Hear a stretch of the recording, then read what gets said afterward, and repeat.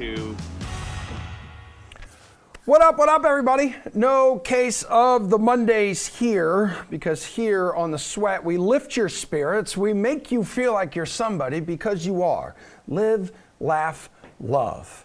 It's right over my fireplace. I'm Emerson Lotzia. Coming up, we're going to look at some futures bets around the NBA with the regular season tipping off tomorrow. We got ALCS Game 3 to cover. Basically roster in your sticky puck lineup. And it's a Monday Night Football extravaganza. BT Dub, there is a Millie Maker for tonight's showdown between the Bills and the Titans. So do yourself a favor. You just got to drop $15 to enter that. And then when you win, you can Venmo me $10,000. Also, our Week 7 Millie Maker, it's alive and well right now in the DK lobby. So you can start constructing your Week 7 lineup like right meow for your shot at $1 million.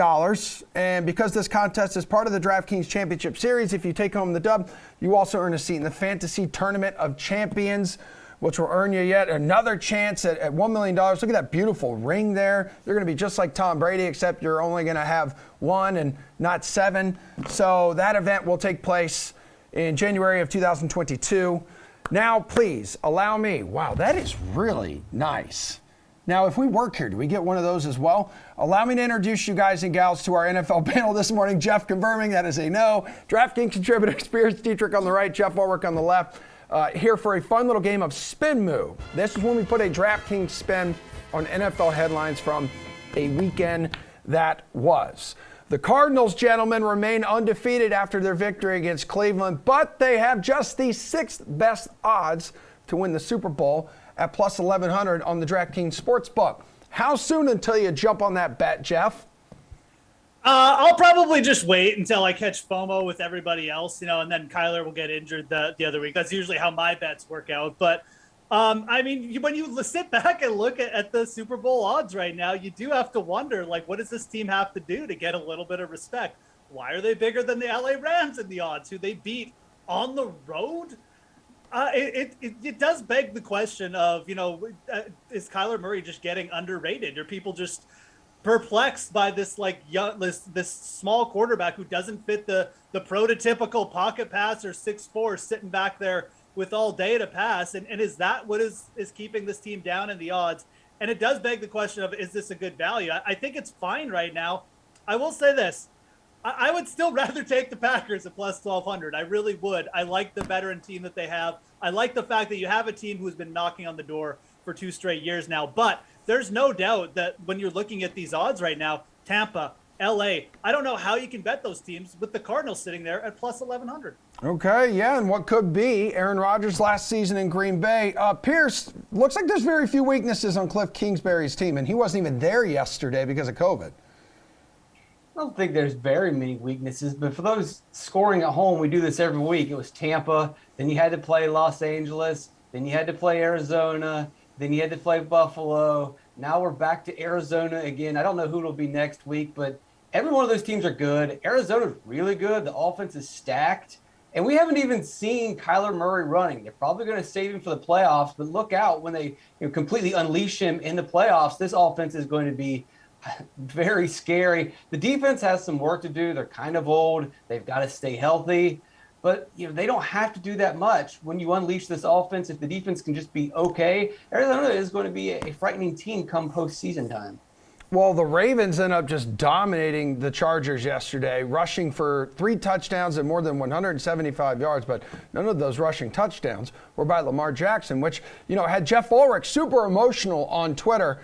Moose, what do you think of Baltimore sitting at plus 450 to win the AFC?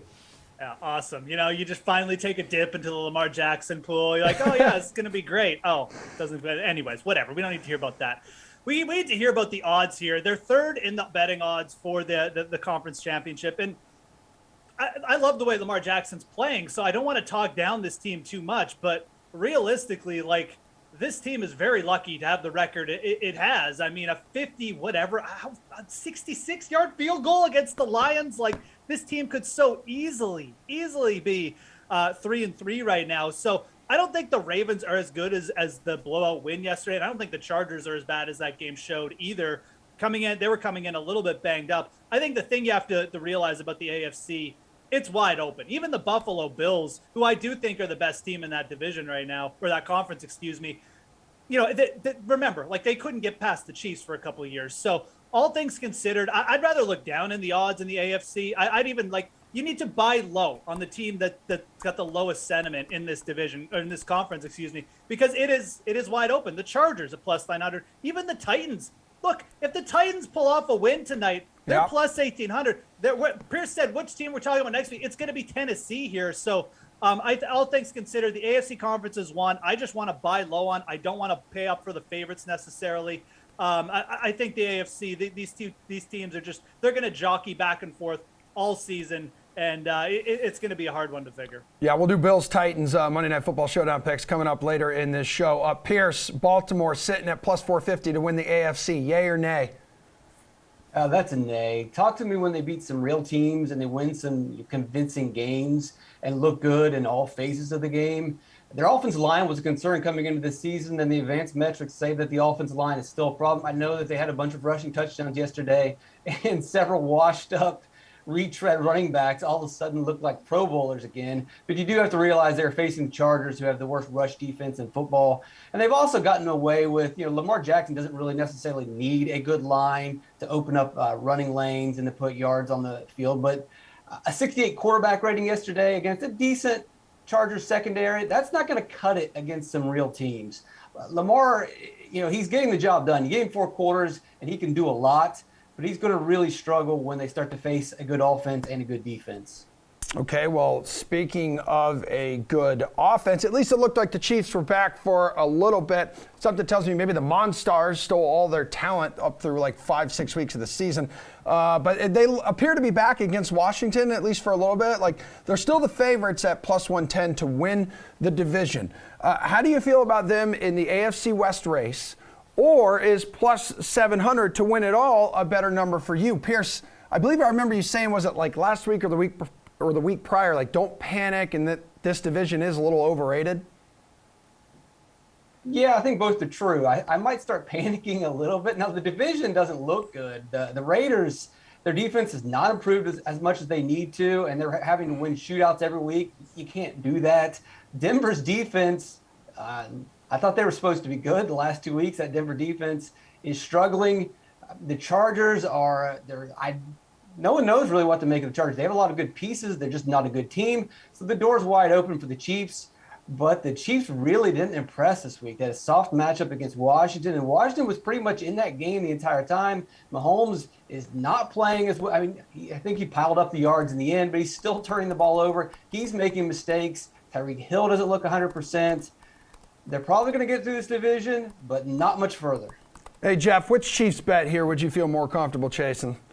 Yeah, I would definitely feel more comfortable with them just winning the division. I think realistically, you look at where the Chiefs are this year, and they were kind of in the position where the Buffalo Bills were the last couple of years, which is, okay, the AFC, the secondary teams, they're all kind of similar. We don't know like who to put there, but there's a clear top dog in the Kansas City Chiefs.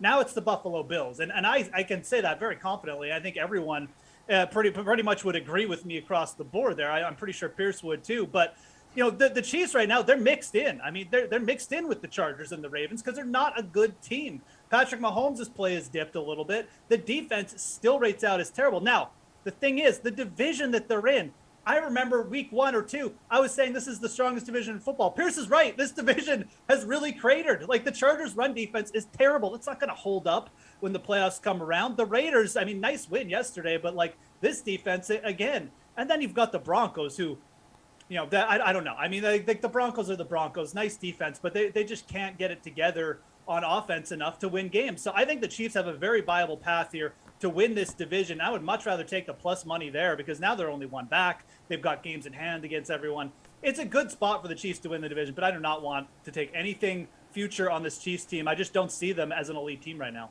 It's kind of crazy to think, like 3 years ago, Jared Goff was in a Super Bowl, right? He was in a Super Bowl. He was a Super Bowl starting quarterback, right? And then he lost to Tom Brady. Like, you know, we've seen Patrick Mahomes now a victim of the curse of losing to Tom Brady in the Super Bowl, and it's happened to Jared Goff because Dan Campbell, he even said yesterday, Goff needs to step up more. After the Lions, now the only winless team in the NFL, because that's right, America's team, the Jaguars, win in London. Goff is returning to LA this week as a 15.5-point underdog against the Rams. This is brutal.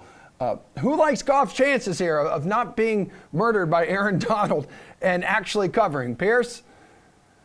Don't you dare put this on Goff. I mean, he's not playing that well, but the Detroit defense is terrible. We knew that going into the Bengals game, and they lived up to their reputation. It's a terrible pass defense. They're one of the worst teams in football at guarding deep passes. And they're facing the number one deep pass threat in football. Maybe you consider, I don't know, putting a safety over the top. Nah. They gave up 2 deep bombs to Jamar Chase. And then what else did they do? Their other big problem, they gave up tons of receptions to running backs. Again, they got destroyed by receiving running backs for 2 touchdowns, I think 100 yards, 9 catches or 8 catches. You can't guard running backs out of the backfield. You can't catch. I mean, what can they do? So, yeah, Goff needs to get better, but so does Detroit's defense. Yeah, it's true. But, Goff at the same time still does not look great. There was one point yesterday, Jeff, it was 4th down, and he threw the ball away. Yeah, that's an Andy Dalton move right there. That's just protecting yourself. That's smart. That's #smart. Yeah, right. Goff is preparing himself for life after starter when he's holding that clipboard. But I was about to say the same thing Pierce said. I mean, is Jared Goff playing cornerback? Is he playing safety out there? Like, hello. I mean, they just allowed the Bengals to throw it all over the yard against them. Who cares if they didn't score any points because they were allowing them at an insane rate on defense. So, yeah, I mean, I don't know. I don't remember another season we saw so many big lines this early in the season. Usually we get these plus 15, plus 16 lines like later in the year when teams are banged up and we know they're terrible. But Detroit has just been so objectively bad on defense that and the Rams have been so efficient with Matthew Stafford. I don't know how you can confidently walk in and be like, oh, yeah, the Detroit will get us there. They'll get us a backdoor target. It's certainly possible. DeAndre Swift could break off a big play. Jared Goff certainly playing in a friendly confine. I guess that counts for something, but it doesn't count for enough for me. I don't want anything to do with the Detroit Lions here against a passing attack that's better than the one we saw last week. So, no, I'm not taking the Rams or the Lions plus anything. So you also have, like, the Bucks are 13-point favorites, 13.5-point favorites at home against the Bears. And Cardinals. Yeah, you got the Cardinals, 17-point favorites at home against the Texans. There are some chunky, meaty spreads on there. I mean, the Packers are almost double-digit favorites. They're -9 at home against the Washington football team. Speaking of the Packers, though, Aaron Rodgers owns Chicago. Everyone's seen the clip of Aaron Rodgers scored the game-sealing touchdown, rushing touchdown in the fourth quarter, and says, I own you. It's because, I guess, he looked up, a woman was giving him the middle finger there, and that did not sit well with him. They also got a little help, though, from the officiating. I think we can all agree on that as they improved to 5-1 despite some uneven play early in the season. How are you feeling about Green Bay's plus 550 odds here to win the NFC right now, Jeff? I'm feeling good. Aaron Rodgers deserves some calls. Like, if Tom Brady can get calls for the last decade, Aaron Rodgers is in a position finally maybe he can get some calls. I like this veteran team. I really do. I mean, again, everyone kind of discounted them a little bit this year. Everyone was talking about them last year. They're the clear favorite in the NFC. There's so much expectations. Now, they started off poorly. Everyone's infatuated with the Rams and the Cardinals. This is the spot that you want the Packers to be in. It's very reminiscent of seeing the Tampa Bay Buccaneers last year where, Tom Brady going to Tampa was a nice story, but they really weren't playing that well. People weren't giving them much attention. And then all of a sudden, they just went on a run in the playoffs. The Packers have the tools to do that. Also, let's remember, they're 5-1 without Jaire Alexander right now. They're going to get him back. They're going to get Darius Smith back. Like, this defense is only going to get a little bit better, people. Maybe they do some at the trade deadline, too. I like the odds here. They're not the favorites. They're not the public sentiment bet. Let's get on Aaron Rodgers here because, again, as we've seen, still a lot of fire left in him as we saw last week. Okay, Pierce, do you agree? I don't, but it's not that far off. The Rams and Arizona are a better team, but we'll get an answer to that within the next month because the Packers are going to play both teams. And if the Packers stand up to them or possibly win those games, then yeah, I could agree. But the problem is the Packers secondary, they're going to get Jair Alexander back, and that will definitely help them improve. They're also going to get Kevin King back at some point. That's going to sink them again. No, he's just going to stay on the injured list. They're just going to say, you just hang out there, pal. You just stay there for the rest of the year. They probably should just leave him on the put him on the IR. But once he comes back, they bring him back in the playoffs. It's just such a huge hole. Maybe Stokes, their rookie cornerback, will be fine by the end. I mean, he's got a whole season to improve. But that's what sunk him last year in the playoffs was bad secondary play. They've got to shore that up. But one weakness. They've got one weakness. So they're right there with the Rams and Arizona. It's close. But right now, I'm going to go with the Rams and Arizona. All right, everybody. Pierce and Jeff, you two will be back in a little bit to share your Monday night picks. Again, everybody, there's a Millie Maker for just $15. You can get in on that right now in the DraftKings lobby before tonight's Bills-Titans game. You can win $1 million, which is why we call it a Millie Maker. But before we get to them, and before we get to that, let's hear what Ross Tucker told me about the Bills-Titans game tonight. He joined us on the Sweat yesterday, so take a look at this. Bills in another primetime spot. They're fresh off dominating the Chiefs and travel to Tennessee, jam-packed with confidence for Monday Night Football. How can you not side with Bills Mafia here? One of your former teams. You know, I'm gonna lean to Tennessee in the points. Now, I will say this. Out of all the teams I played for, I have the greatest affinity for the Bills. They're awesome. I love that they're number one ranked in the Ross Tucker podcast power rankings. I hope they go to the Super Bowl. It'd be amazing. But just like I said about the Ravens and to some extent about the Bengals, classic letdown spot for the Bills. I know it's Monday night, but I wasn't buying what they were putting down at all about that Chiefs game. That meant a ton to them. They wouldn't have had Josh Allen run the ball that much if it was just another game. It wasn't. Now you got to go to Tennessee, and you're giving Tennessee a decent amount of points. Tennessee's a home team. Tennessee's pretty decent. I'll take Titans and the points, but I feel like I might regret it when the Bills beat them by 20. But I'm taking the Titans and the points. Yeah, and Derrick Henry coming off that 130-yard, 3-touchdown performance, but that Jacksonville defense is not the Bills' defense, you know. Not even close. The Bills have a defense this year, which makes them much better than they were a year ago. I think they're the best team in football. Buffalo 6-1 ATS in their last 7 road games too. Ross. Bills. All right, you have the Braves are now leading. Braves had a walk-off win last night against the Dodgers. They are now up 2-0 in the NLCS. But we're going to talk here about the ALCS, where it is 1-1 between the Astros and the Red Sox. Game 3 tonight inside Fenway Park. RotoWire's Eric Halterman, Paul Bruno. You guys are in the house. We're covering the bases. First base here. Who are you going to captain in the DFS showdown, Paul? It's pretty close between the two starting pitchers tonight. They're at the top of my considerations in this spot, Emerson. Jose Urquidy has all the good peripherals, just like Eduardo Rodriguez in recent outings, as well as the whole season. So in looking for a tiebreaker between the two, I land on a couple of thoughts. Rodriguez has been the more dominant of the two in their last 5 starts, allowing 2 runs or less each time out. And he's clearly more experienced in pitching in the bandbox known as Fenway Park. It's the latter point that causes me to lean in that direction on the home side starter in this single game slate tonight. You have to have the starter who is most likely to go deeper and get the win. Tonight, that's Rodriguez pitching at home for $15,600. Yeah, he's been kind of Jekyll or Hyde this year. Eric, what do you think here? Does it come down to one of the pitchers for you? Yeah, no, it's a really interesting strategic question, I think. During the regular season in a showdown contest, you basically have to pick a pitcher. Yep. And if you pick the right pitcher, then you made the best captain choice. Pitchers just score more in daily fantasy than hitters do. In the playoffs, though, man, they're just pulling these starters earlier and earlier. And I think there's a real question of, are they going to get pulled even? Is there going to be an even faster hook today because these two teams are coming off an off day, their relievers are rested, or is it going to be a slightly slower hook because this is the first out of 3 consecutive games? So they might need to save some relievers. I was looking at, to see if there's any precedent. We haven't really had these guys go the first out of 3 games in a row in a playoff series. In the ALDS, in the games coming off of an off day. Both teams had one where they pulled the starter really early and another where they went at least 5 innings. So I think it's tough to conclude. I think in cash games, I have to just pick a pitcher, whichever pitcher you think is going to be on the winning team. I might slightly lean Urquidy there, but you can make a case for either one. But in tournaments, I really like the idea of going with Carlos Correa. That's where I was on Friday as well. He hit a homer.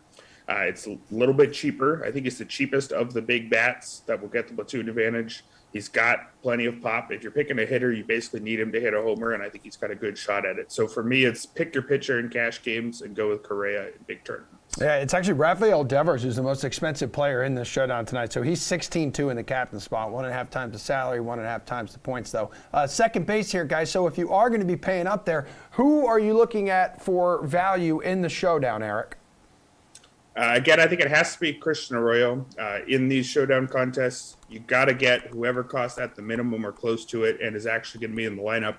That's basically Arroyo and Martin Maldonado. Maldonado can't really hit 554 OPS for the season, whereas Arroyo is actually a slightly above average hitter in his limited action this year.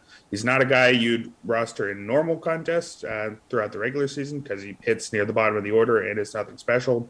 But if you get, say, Correa as your captain, and have Arroyo in there as a minimum price player, your average remaining salary is $8,500, which is actually quite good. Your average player, that's right between Xander Bogaerts and Yordan Alvarez.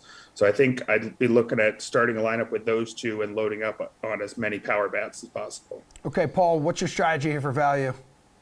I think Alex Verdugo has to be the guy for me. He's come up clutch in so many of the Sox big wins over the past month, and his recent numbers bear that out as well.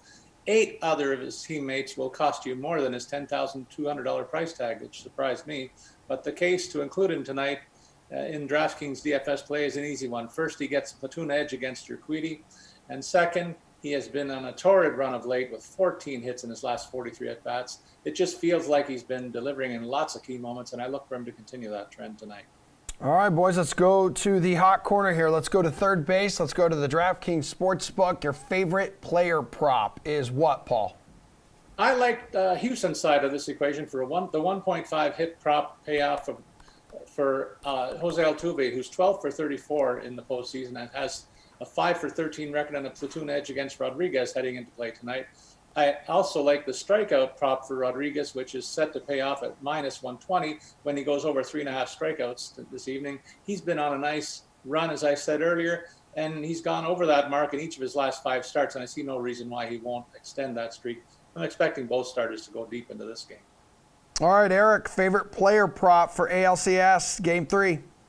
Yes, I was looking for a way to fade Enrique Hernandez on the theory that maybe his odds would be way too good just because I know he's been on a ridiculous tear lately, but it's got to end at some point, and it's not like he is the best hitter in this series. But honestly, the odds seem to treat him pretty fairly. There's nothing I really loved there, which I guess means that if you are all in on hot streaks, he's getting better odds than you might think he should get. The prop that I did wind up going with is Eduardo Rodriguez to give up a homer and the Red Sox to lose is plus 300. Basically, this is a roundabout way to bet on the Astros winning. The Astros winning is minus 105, but you get way better payout if you think they're going to win while homering off Rodriguez. And I think that if they do win, there's a pretty good chance that they will homer off Rodriguez. He gave up a homer in just under half of his starts this season. I believe it was 14 out of 31. And again, if you already tell me that the Astros are going to hit a homer, that dramatically increases their chance of winning because you've already spotted them a run. So I think if you want to bet on the Astros to win, I'd actually do it that way and get a much better payout with more risk, but not dramatically more risk. All right, we're coming home, everybody. Slate approved pick, your favorite bet for tonight in this game, Eric. Let's go with over 9 runs. The scores in the 2 games so far this series are 9 and 14 runs, so I guess 1 push and 1 over. If you look at the games involving one of these 2 teams so far in the postseason, they've averaged 12.3 runs per game. They've each gone over 4 times. Normally, you'd expect playoff games to be lower scoring because teams just run out an endless stream of relievers who throw 110. And it's basically, a 3-2 game where one team hits 2 solo homers, the other team hits a solo shot and a 2-run shot. These 2 teams, though, they are just so offense heavy. Two of the best lineups in the league. Not great bullpens for a playoff team, and both these pitchers are fine, but I think for a playoff starter, they're probably, you'd say, below average. So I think we should see a fair amount of runs here. I don't think 9 is particularly high. All right, Paul, bring us home, dude.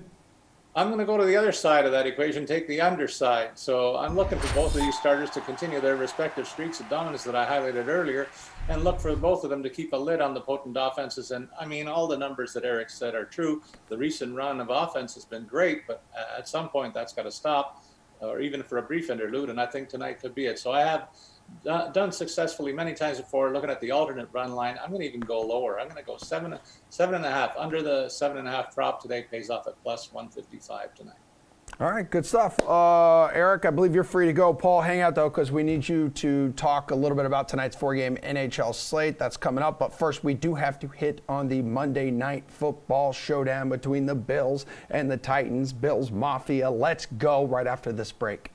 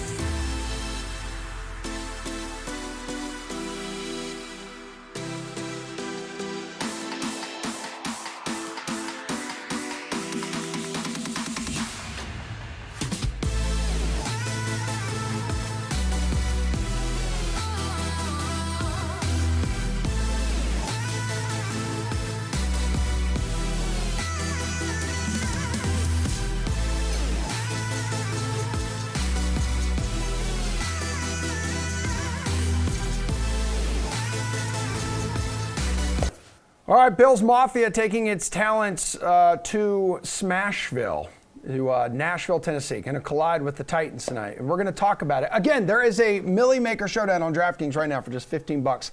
Get in on that, baby. Jeff Ulrich, good to have you back. Pierce Dietrich, a couple DraftKings contributors here to help us out. Favorite plays for the DFS showdown, and we're going to talk a little bit about some sportsbook plays as well. Who are you going to captain tonight, Jeff? I'm going to Steph Diggs, 100%. Love this matchup for them. The Titans, I mean, they are the quintessential funnel to the pass defense. Well, maybe not the quintessential, but it's really good to pass against the Tennessee Titans. This is a team who, if you listened to Pierce and I yesterday, you know that they like to give up big plays. So, I mean, why not target the passing offense here? For the Buffalo Bills, the Bills are throwing more in the red zone too than pretty much every other team except the Tampa Bay Buccaneers. Steph Diggs, very much due for some positive touchdown regression here. Only 1 touchdown through 6 games. This is a player who's got 6 or more touchdowns in each of his last 4 seasons. This one has big play written all over it for Steph Diggs. So I think in prime time, he breaks out here. We're due for a monster Steph Diggs, Josh Allen performance, and I'm pretty sure you're going to get it here against, like I said, a secondary that grades out bottom 5 in a lot of different metrics. Okay, Pierce, who you spending 1.5 times the salary on? I'm going to play it safe and go with Josh Allen. We don't know if Diggs is going to get that monster game. It's going to happen soon enough, but we do know that Josh Allen is going to continue to have big-time games. So I'll take it, the safe route here. Target the 25th ranked pass defense. They were 30th last season. Tennessee's halfway decent against the run, and Buffalo doesn't necessarily have that great of a run game. So you would imagine that Buffalo will continue to put the ball in the air. If you want to go through a cheaper option at captain, Dawson Knox hit last week. Maybe get lucky with Cole Beasley out of the slot. Diggs can work too, but either way, I don't see how Josh Allen's not on your roster tonight. Yeah, right. He barely missed out on his second 40-point fantasy game this season last week against the Chiefs. He's going to be definitely flirting with that tonight. At least it feels like it. Okay, so Josh Allen is the most expensive player in this game then, Pierce. So if you need value, you're going to have to spend less money here in this department. Who's your guy? So let's go with another Josh Reynolds at $600. Now, you need to watch the news tonight. Follow the @DK Live Twitter account and find out if A.J. Brown is going to play or not. He is questionable with an illness. Also find out what the status of Chester Rogers is. We know that Julio Jones will be back, but even when Julio Jones was healthy, he was only playing half the snaps. So we could very well see Reynolds get a lot of action tonight in a game which I would expect Tennessee to be trailing in a game that Tennessee is going to pass more than they would like to. And Reynolds is not some washed up receiver. He had 50-some receptions last year for 600 yards, and that's with splitting time with two other really good wide receivers. He's got plenty of talent. He's got an opportunity if he can get on the field. You just got to watch the injury news tonight. Yeah, that's right. It was Brown last night, guys, who was downgraded to questionable for tonight's game. Jeff, value play in this one. Who is it? I mean, I really like the Josh Reynolds call. I'm not sure I understand his slow start. Like Pierce said, he's a good wide receiver. So $400, it's worth it, right? But I'm going to go to another wide receiver, not on the other team. I'm going to go to Gabriel Davis at $2,000 in this game, and he's been a disappointment, quite frankly. A lot of people had him pegged for a breakout. The Emmanuel Sanders edition, Dawson Knox becoming like a very viable tight end and a good receiver all of a sudden. It's really pushed him down kind of just the depth chart and just into like nothingness, where he gets like one target a game. But he's still seeing the field. He's still a really explosive outside wide receiver. And I mentioned the Tennessee Titans secondary, man. I mean, this team loves to give up big plays. So, they're sixth in yards per pass attempt. You're going to see Josh Allen throw the ball in this game, probably 35 plus times. Gabriel Davis at $2,000. This is the kind of spot where you will see him break off like a 50-yard touchdown or something. So I mentioned I like Steph Diggs for all the same reasons. Gabriel Davis is just like a boomer bust version of Steph Diggs. Either he's going to get that one long pass target downfield or not, but he's only $2,000. If you're going to play Josh Allen, if you're going to play Steph Diggs, why not go with the triple stack here on the guy that no one's going to play tonight for the Bills because they're all targeting those Sanders and Dawson Knoxes. I think is a really good spot for Gabe Davis to get off the mat. So at $2,000, definitely, we're talking GPP kind of punt play, but in terms of pairing him with Josh Allen, I really like it tonight. All right, looking at the DraftKings Sportsbook here now, guys. Looks like the Bills are favored on the road by 6. You got an over-under set right now at 53. How do you see this game playing out, Jeff? I see it playing out as very fast-paced with a lot of points. This is the two, in terms of plays per game, how many offensive snaps we see from each team per game. These are the first and second teams in the league. We have efficient offenses here. We've got, chess pieces and Derrick Henry and Josh Allen who move the ball. Julio Jones is back. The Tennessee Titans defense is not going to stop anybody, especially Josh Allen, given how efficient he's been playing lately. Over 300 yards, 25 pass attempts. I'm taking the over here. This one has crept up. It was 53 yesterday. We're up to 54. I'm a little surprised it even has gotten – it's even at 54, though, because you look at these two teams and the styles they play and the offenses involved. Let's not forget, Tennessee Titans actually put up more points per game last year than the Kansas City Chiefs. I don't know how you don't go over here. So I'm the over guy anyways. I'm taking the over every time. But and again, in a game versus two fast-paced teams, this one does project as a solid overplay. Yeah, Pierce, kind of hard to disagree there because Buffalo's offense has been on fire lately, and it feels like Tennessee is healthy and kind of ready to roll. I'm bearish on the over here. I think I would lean towards the under. I really would rather just bet the Bills to cover the spread. The Bills' offense looks awesome, but the Bills' defense also looks pretty strong as well. And I just don't know for sure with that Tennessee offensive line. They fall behind. They get one-dimensional. They can no longer use Derrick Henry. They could find themselves in a spot where they're not really scoring very many points. I don't believe in this Tennessee team at all. And they lost to the Jets. They kind of got lucky against Jacksonville. You get a touchdown called back for Trevor Lawrence. If Lawrence gets into the end zone like he did, then maybe Jacksonville wins that game. The Tennessee beat a bad defense in Seattle. Tennessee won another game against a bad defense. I just don't believe in Tennessee. I don't know if they can put up the points. I'm going to stay away from the over-under. I would much rather just take the Bills to cover the spread like they've been doing easily every single week. Pierce, let's see what you believe in here for your favorite bet tonight. This is your slate-approved pick here, dudes, as we wrap up the segment. Go ahead. I'm going to smash two in here real quick. Give me Ryan Tannehill over 10.5 rushing yards. He's gone way over this 3 times in games where he's been forced to pass, in games where they were losing. The only time that he didn't go over this, he barely missed going over this total, and those were games where they easily won or were much more competitive. And the other one is Derrick Henry under 97.5 yards rushing. I don't think that Tennessee's going to be able to hang tonight. I think they're going to be forced to pass. So give me the under on Derrick Henry, 97.5. Which way you going here, Jeff? Favorite bet for tonight's game? Let's take it to the touchdown props here. I mean, I mentioned Steph Diggs. I just feel like this is such a prime spot for him to get in the end zone. Buffalo, like I said, in the red zone, they pass it more than every other team except Tampa. I even think you could go to the multiple touchdown here, plus 600 for Steph Diggs to score 2 touchdowns. But we'll keep it simple, plus 100 to score a touchdown for Steph Diggs. All right, gentlemen, appreciate it. Nice work. Let's poke over to the NHL. We got a 4-game slate tonight on the Sticky Puck slate right after this.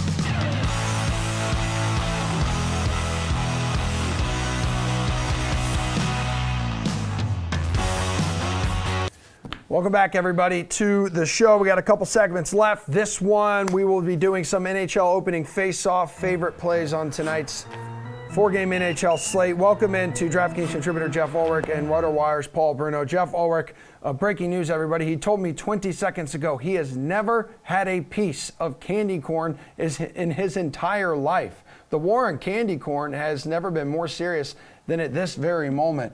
I just don't believe you, Jeff. I'm sorry.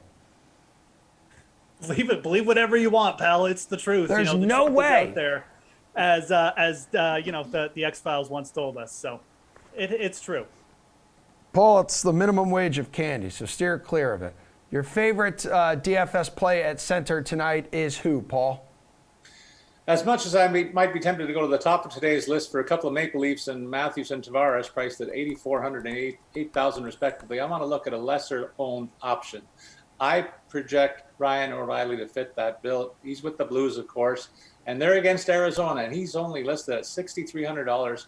Look, Arizona's a terrible team. I don't know what this price point's all about. The veteran center is their number one guy. He plays over 20 minutes a game, and he scored a goal in their opening night win against Colorado. He'll be featured on what should be a pretty good power play too, so that's a good look for sure. I don't like the options in net for the Coyotes. That feeds into this as well. Carol Vamalka had a nice debut on the weekend, but I never heard of him before. And the Arizona club will be in for a long season, as most pick them to be among the league's bottom feeders. So for me, it's Riley. Okay, Riley. Jeff, who's your guy? That's usually my type of analysis. I've never heard of this guy before, so he must be terrible. But yeah, no, I'd look, the St. Louis Blues are well undervalued here. I can't disagree with that. I'm going to take a similar approach here. I'm going to go to the New York Rangers, who are playing the Toronto Maple Leafs. And yeah, the Leafs centers are both over AK, but Mika Zibanejad at 7,200, it looks a little bit underpriced here as well. I mean, this is a player who plays well over 20 minutes a night for his team too. He's 4 shots on goal in each of his last 2 teams. You look at the centers on this slate, outside of Austin Matthews, he's the only center who averages over 3 shots on goal per game over the last 12 months as well. The Leafs are the Leafs. I mean, they're favorites in this game, but I mean, they also had the 8th worst penalty kill in the league last year. They'll give it up. They'll get in shootouts. I think it's a good spot to get on Zibanejad. Maybe you pair him with one of the Toronto Maple Leaf studs too and get really unique with your lineup. But all things considered, I do like pivoting to this New York first line center for sure. Jeffrey, favorite DFS play at wing? Yeah, I'm going to take the easy button here and just go to the other St. Louis Blue and David Perron playing alongside Ryan O'Reilly. I mean, Paul made my argument for me. The Arizona Coyotes, I don't think people understand how bad this team might be this year. They've downgraded in net, which was kind of their saving grace at times last year. They're not a good defensive team anymore, and they don't have any depth up front. You've got a power play in the St. Louis Blues. They hit against the Colorado Avalanche. It was 6th best last year. Pairing Ryan O'Reilly with David Perron makes way too much sense at only $6K. And I mean, God, you could throw in Braden Shen with them. You could throw in Torrey Krug, do whatever you want. But David Perron at $6,000 coming off a 2-goal performance against the Avalanche. I don't know how you don't roster him in this spot against Arizona. Paul, what about you, dude? Wings and things. Two guys. I look for Matthew Tkachuk, who is going to be front and center in this one because his feisty physical style caused matchup problems for a Ducks team that doesn't look equipped to combat that playing style. So look for him to spend a lot of time in the vicinity of the Anaheim goal crease and find a way to be productive here. He'll cost $6,800. I watched a ton of hockey on the weekend. I couldn't wait for the season to start. And one of the guys that stood out to me was Willie Nylander of the Leafs. He's already produced 4 points in his first 3 games. Tonight, the Rangers will focus their efforts on shadowing Matthews as he makes his season debut. And that should give the second line right wing some room to motor. He'll also be a primary option on what should be an electric power play for Toronto. He costs only $6,300 against the Rangers this evening. All right, dudes. 2 goalie between the pipes. Paul, who's your dude? I like Jacob Markstrom at home versus a Ducks team that also may be forced to play their backup goalie in Anthony Stolarz because John Gibson's dealing with a lower body injury and not sure if he makes it tonight. Neither scenario is promising for the visitors, who also figure to have goal scoring issues again this season. I look for Markstrom to have a big year and be among the contenders for the league leaders in goalie starts this season. He and his mates won't stumble in what should be an easy home opener for them this evening. Jordan Bennington was solid in his first start on Saturday against a potent Colorado offense.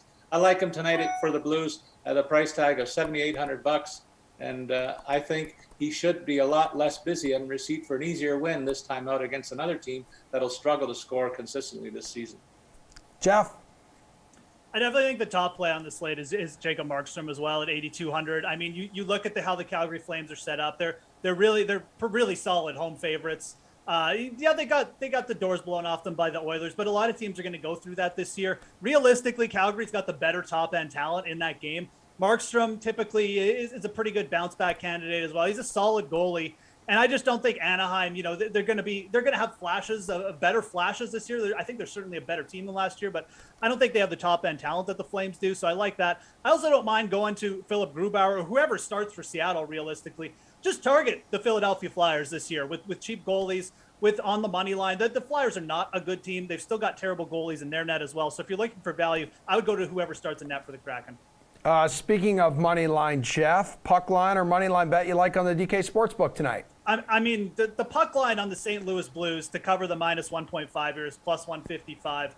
Paul and I think, are in agreement with this. We don't understand why the Blues are getting so undervalued here. I'll take the Blues to cover here. Arizona starting whoever in net, like a guy we don't ever heard of, or Carter Hutton. Hopefully it's Hutton because was absolutely horrendous, allowing 8 goals in their first game. So the Blues looked good, coming off a win against Colorado. They've got Tarasenko back. They're deeper up front with Buchanan as well. I think the Blues are in for a bit of a bounce back year. At the very least, they've got way more offensive firepower, and I trust them to cover this. Plus 155. You're not going to see those odds on the Blues, I think, against the Coyotes later in the season. Paul, what stands out to you? I love that call by Jeff. I'm going to pivot, though, and I'm going to say that the Leafs are just about as attractive at minus 1.5 to pay 135 tonight on the puck line. The offense has been limited to only 7 goals in their first 3 games, but tonight I look forward to seeing the club being able to ice their 4 best forward combination with the return of Matthews, and that should lead to a lot of offensive chances. And after facing some tough puck luck in their previous games, I think the floodgates open tonight. I also like Calgary to defend home ice in their season debut at the Saddle Dome for reasons that I stated earlier. Take them at minus 1.5 for the 135 payoff on the puck line as well. All right, guys, wrapping things up with your favorite NHL bet on the DK Sportsbook this evening, Paul. I'm looking forward to seeing last year's top goal scorer in the season debut tonight. Austin Matthews has scored in every season opener in his first 4 seasons in the NHL. He's also scored in his first game back from previous injury absences every single time. So that combination of factors continues this streak. I say continues both trends, finds his way to the score sheet for at least 2 points tonight. That'll pay off at plus 155. I find it remarkable that he scored 41 goals in 52 games last season while nursing a wonky wrist. risk for a good chunk of last year. I'm curious to see what a healthy number 34 looks like and expect him to burst out of the gates tonight. Jeff, bring us home, dude. Keep targeting the Blues here. Again, the Coyotes are just so overmatched. Braden Shen to score a point is plus 110. The player's average 0.74 points per game over the last 2 seasons, getting really good plus money odds here in a great matchup. So Braden Shen over 0.5 points tonight. Good stuff, dudes. Thank you very much. NHL season is underway. Obviously, the NBA season starts tomorrow, so we're going to look ahead to some futures bets available on the DK Sportsbook with Mr. Nick Whalen right after this.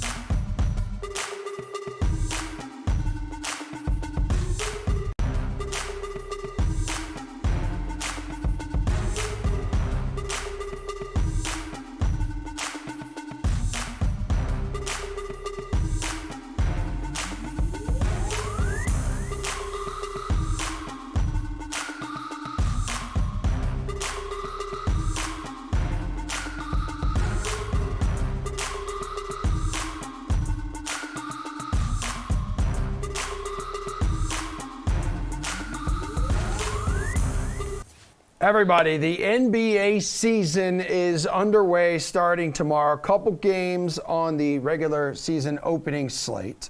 But we're going to look into the future right now. And the best guy to do that with, to look into his crystal ball, Mr. Nick Whalen of RotoWire. What's up, dude? How are you, man? You ready for this? You ready for the season? Let's go.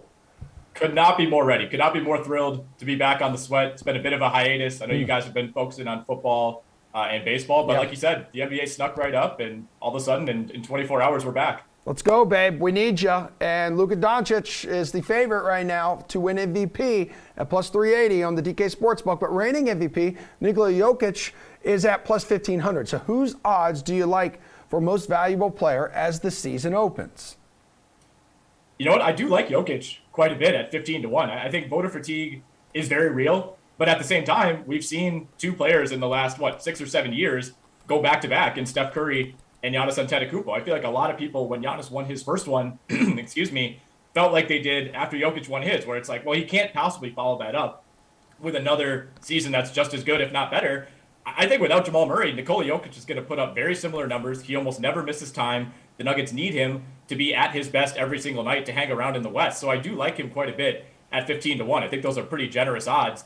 My favorite bet, though, is Giannis at 8-1. I think there was some voter fatigue with Giannis after he won 2 straight, had some high-profile playoff failures. I think a lot of people saw him as a guy who just put up big numbers in the regular season, came up short in the postseason. But, man, after winning the title the way that he did last year, it feels like everybody's back in on Giannis, right? I think, fans, players, coaches, everybody thinks now that this guy is a top 2 player in the league. I think the Bucks are going to be really good. I think they have maybe the highest floor of any team in the league. The numbers are going to be there with Giannis. He almost never misses time. I think at 8-1, with that voter fatigue narrative kind of out the window, I think everybody's back in on Giannis, and I could see him coming home with his 3rd MVP in 4 years. I mean, really, he's got a lifelong MVP award at Chick-fil-A. He's got his own drink now, the large, exactly. No ice, half Sprite, half lemonade. That's when you know you've made it, Whalen, when you have your own drink at Chick-fil-A. Okay, so let's talk about rookies here because these are a lot of guys maybe some casual fans don't know a whole lot about. Cunningham and Green, they lead the Rookie of the Year candidates. But is there someone with a little longer odds that you've got your eye on, after the preseason here? Help us out. First of all, it's really interesting that Jalen Green has now leapfrogged Cade Cunningham in the odds. Those guys have been close, but Green is now the favorite. Cade Cunningham, of course, did not play in the preseason. He's been injured. We're not sure how much time he might miss to begin the year. But overall, I think these odds are really sharp. There's not a ton of guys who really jump out. Even someone like Alperen Şengün, who the average fan may not have even heard of, he's up at 13-1. Normally you'd be able to get a guy like that at much longer odds. But I think, the DraftKings Sportsbook is recognizing the situation that Şengün is in. in Houston, which is going to be really fantasy friendly. So Şengün at 13-1 is very interesting. Scotty Barnes at 14-1, also interesting up in Toronto. We'll see if the minutes are there. I think he's going to have a chance to get off to a hot start. The question is, once they get healthy, once Chris Boucher is back, once Pascal Siakam is back, how many minutes is Scotty Barnes seeing on a night-to-night basis? I think Josh Giddey in Oklahoma City, another long shot to consider. He's looked much, much better in the preseason than I expected. And then a true long shot, Chris Duarte at 35-1 in Indiana. I mean, this is a 24-year-old rookie, like one of the oldest rookies to ever be drafted in the lottery. And he's in a situation where the guys ahead of him, Karis LeVert's already hurt. TJ Warren's already hurt. Malcolm Brogdon is perpetually banged up. There could be a situation where he, ends up falling into a huge role this season. And if you're looking for kind of that Malcolm Brogdon, Michael Carter-Williams type of narrative for Rookie of the Year, I think Duarte is the guy.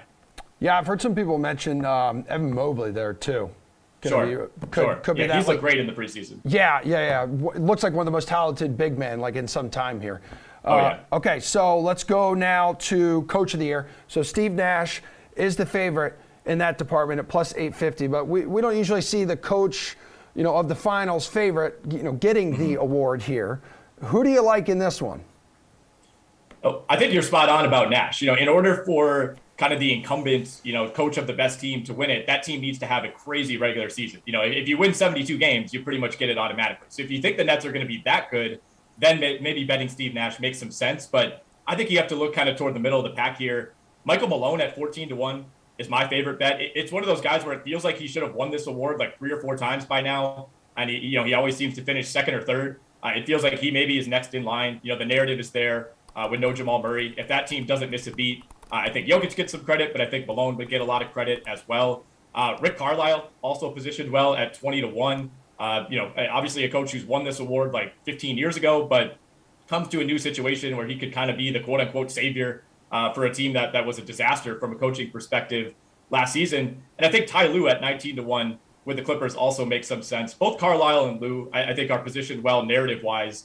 Carlisle, kind of being the new guy in town for a team that could improve relative to last year. And then Ty Lue, of course, not having Kawhi Leonard. Similar situation to Mike Malone in Denver, where if the Clippers get like the 4 or the 5 seed without Kawhi, I think a lot of that credit goes to Ty Lue.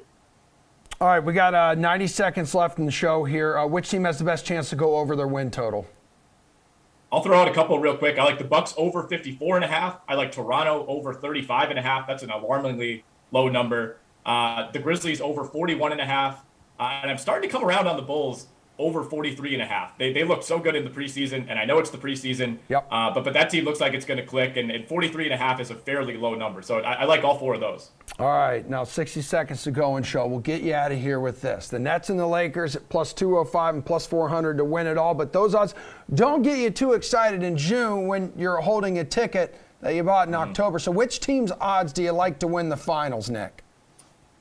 I think Milwaukee at 9-1 is a really nice value for a lot of the same reasons that I mentioned when we talked about Giannis. I think their floor is really high. You bring back virtually everybody from last year's team. I think losing PJ Tucker, maybe that's going to be big for a playoff series, but I think over the regular season, the additions that they made, I think they're deeper than last year. I think they're better prepared to go through an 82-game regular season. So I like Milwaukee at 9-1. In the West, Denver at 20-1 is interesting, especially if you think Jamal Murray can maybe beat the traditional timetable for a torn ACL. If he's back with a month or 2 left in the regular season and has time to ramp up, I think that team could be really dangerous. And even Phoenix at 17-1. This team was in the finals just a few months ago. They bring back virtually the same team. They're kind of the Milwaukee of the West to me, where they still have a really high floor as long as Chris Paul stays healthy. So those, if you want to go against Brooklyn or you want to go against the Lakers, those are the 3 teams that I would be keeping my eye on. All right, Mr. Whalen, season gets going tomorrow night. Your work is just beginning here on The Sweat. Look forward to hanging with you a lot throughout the season. 2-game slate tomorrow night. Next, Nets at the Bucks, Warriors at the Lakers. A sexy 2-game slate to start the year. That's a show, everybody. We've got a bunch of Madden games coming up here. Bears and the Texans over on YouTube and Twitch. And then you got a 5 o'clock edition, Monday edition of the slate, talking NFL with Glash, Maddie, and Jeff. Thanks for watching, everyone. We'll see you tomorrow.